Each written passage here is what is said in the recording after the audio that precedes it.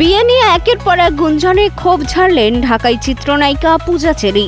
তবে শুধু প্রতিবাদ নয়, ভিত্তিহীন সংবাদ প্রকাশ অব্যাহত থাকলে আইনি পদক্ষেপ নেয়ার হুঁশিয়ারিও দিয়েছেন তিনি। গত কয়েকদিন ধরে পূজা চেরির বিয়ে ও ব্যক্তিগত জীবন নিয়ে সোশ্যাল মিডিয়ায় ছড়াচ্ছে নানা খবর। কখনো ভিন্ন পেশার কারো সঙ্গে বিয়ে, আবার কখনো অন্য কারো সঙ্গে প্রেম নিয়ে তৈরি হচ্ছে নানা গুঞ্জন। তবে এবার বিষয়টি নিয়ে মুখ খুলেছেন অভিনেত্রী। সুস্থ জীবন,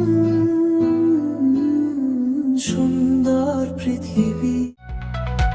দীর্ঘ এক ফেসবুক পোস্টে পূজা চেরি বলেন, তার বিয়ে ও ব্যক্তিগত জীবন নিয়ে একের পর এক ভিত্তিহীন ও বিভ্রান্তিকর সংবাদ প্রকাশ করা হচ্ছে। বিষয়টিকে তিনি বিব্রতকর ও দুঃখজনক বলেও উল্লেখ করেন।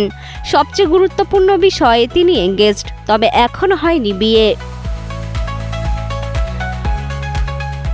পূজার ক্ষোভ শুধু গুঞ্জন পর্যন্তই সীমাবদ্ধ থাকেনি।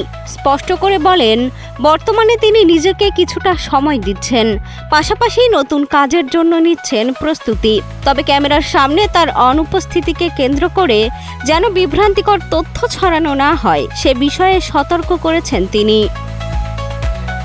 গুঞ্জনের মাঝেই পরিষ্কার বার্তা, বিয়ে হলে খবরটি গোপন রাখবেন না, বরং নিজেই জানাবেন সবাইকে।